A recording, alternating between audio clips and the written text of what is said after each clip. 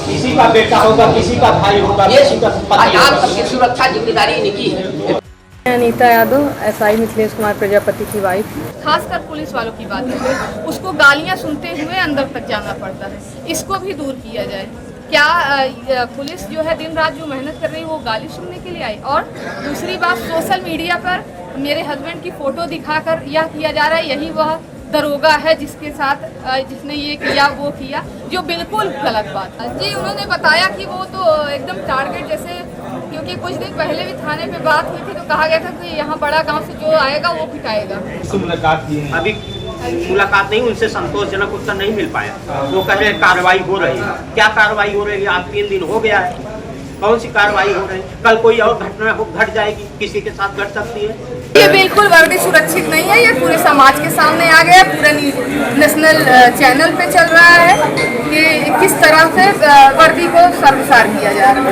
कपड़े फाड़े गए हैं, वर्दी फाड़ी गई है। FIR दर्ज होने से कोई मतलब, FIR तो दर्ज हो गया तो हुआ क्या, 3 दिन बीत गया है, कुछ होते दिखाई नहीं दे रहा है। वाराणसी न्यायालय परिसर में दरोगा पर हुए हमले के मामले ने नया मोड़ ले लिया। अब पीड़ित दरोगा की पत्नी ने पुलिस विभाग पर ही गंभीर आरोप लगाया है।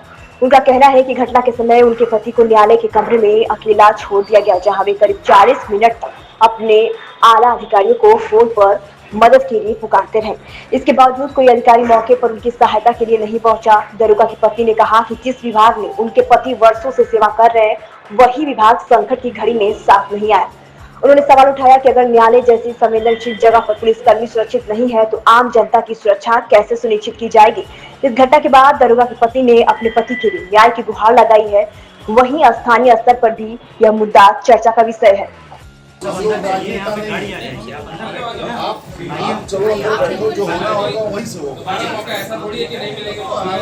अनीता यादव, एसआई मिथिलेश कुमार प्रजापति की वाइफ। क्या वजह है धरने बैठी हैं, कहाँ बैठी हैं? जी सर, मैं सीपी कार्यालय के सामने बैठी हूँ। मैं सीपी सर से मिलना चाहती हूँ। क्या वजह है? मेरे पति न्यायालय 16 तारीख को किसी काम से आए थे, जहाँ पे उन्हें कुछ वकीलों द्वारा घेरा गया, उनको बेरहमी से बुरी तरह पीटा गया। लात जूते जिसको जो मौका मिला उसने उन पे आजमाया। वो जब तक वो बेहोश नहीं हो गए तब तक उनको मारा गया। तो अब क्या चाहती हैं? इससे पहले वो बता रहे, आज कह रहे हैं कि पहचान होगी, पहचान होगी। पहचान कर ली गई है, फिर भी किसी प्रकार की कोई गिरफ्तारी नहीं हुई। वो स्वयं बता रहे हैं कि वो जब न्यायालय पहुंचे तो उन्हें कोई आदमी मिला, उसने कहा कि भैया कहाँ पोस्टिंग है, तो कहे बड़ा गांव। इतने में कोई जा रहे थे, अब अधिवक्ता भाई जा रहे थे, वो लौट के आए और पूछे कि आप बड़ा गांव से आए हैं? कहें हाँ बड़ा गांव से आए हैं। नेम प्लेट पढ़े और आगे बढ़ जाते हैं। आगे बढ़ने के बाद वो जब वो उस ऑफिस में जहां उनका काम था वो वहां जाते हैं तो वहां पीछे से आते हैं और कहते हैं कि आप काम करके, दरोगा जी आप काम करके बाहर आइए, आपसे मुलाकात करनी। उसी में क्योंकि ये कई दिनों से कुछ बातें चल रही थी, इसी वजह उन्हें लगा कि मैं सुरक्षित नहीं हूँ और उन्होंने उसी कमरे में अपने आप को बंद कर लिया। 40 मिनट तक वो बंद रहे। पुलिस के अधिकारियों को फ़ोन किया, अपने साथियों को फ़ोन किया, जो भी जहाँ जब भी वो फ़ोन कर पाए, जहाँ तक दिमाग चला, उन्होंने सबको बताया कि मैं यहाँ गिरा हूँ, मुझे बचा लो, शायद ये मेरा आज अंतिम ही दिन होगा। इतनी भीड़ क्योंकि जुट गई उतने में। और आप सब वीडियो क्लिप देखेंगे जिसमें साफ दिखाई दे रहा है कि दरवाजे को तोड़कर बाहर घसीटा गया। अगर उन्होंने कोई बहस किया हो, कुछ कहीं हो, तो उनके, अगर सर कह रहे हैं कि उनके ऊपर भी हो जाएगी कार्रवाई। हम कार्रवाई से नहीं डर रहे हैं। जिसकी गलती हो आप वीडियो देखिए, सबूत देखिए, उसके बाद आप खुद फैसला लीजिए। तो अभी आप क्या करेंगे? धरने बैठी हैं। बार एसोसिएशन कह रहा है कि वो वकील भाई नहीं थे, वो अराजक तत्व थे। तो हमारी बार से भी ये अपील है कि उन अराजक तत्वों की बार पहचान करवाए, उन्हें वो पुलिस का सहयोग करे। जो हमें वकील भाइयों से कोई कुछ किसी प्रकार की शिकायत नहीं है।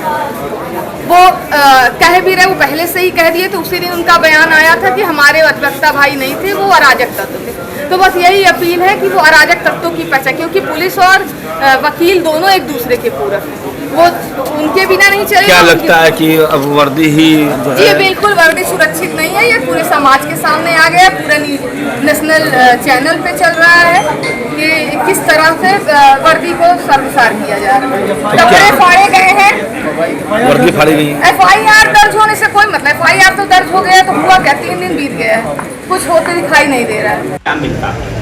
हम क्या करते हैं? हम इनसे यही मांग कर रहे हैं, यही इनसे पूछना चाहते हैं कि वह वर्दी कैसे सुरक्षित हो पाएगी। हमारे पुलिस विभाग की और जो सारे दरोगा हैं उनको रोज कचहरी जाना है, रोज कचहरी में काम है, कैसे ये सुरक्षा दे पाएंगे? आज मेरे भाई के साथ हुआ है, कल किसी के भाई के साथ होगा, किसी दरोगा के साथ होगा, किसी भी सिपाही के साथ होगा, वो कैसे सुरक्षा मिल पाएगी? आज हम सीपी सर से यही बात करना चाहते हैं, सीपी सर से यही बात करने आए हैं, सर कैसे सुरक्षा देंगे?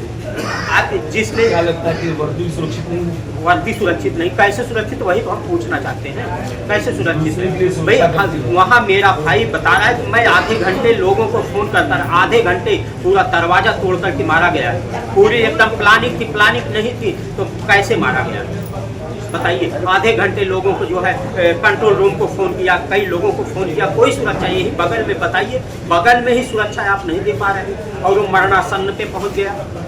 आज उनके साथ हुआ, कल किसी के भी साथ हो सकता है। हम ये कहना चाहते हैं, हम सीपीएम के जो है मालिक हैं, हम इनको दिए हैं ना, अभी किससे मुलाकात की है? अभी मुलाकात नहीं, उनसे संतोषजनक उत्तर नहीं मिल पाया। वो कह रहे कार्रवाई हो रही है, क्या कार्रवाई हो रही है? आज 3 दिन हो गया है, कौन सी कार्रवाई हो रही है? कल कोई और घटना घट जाएगी, किसी के साथ घट सकती है।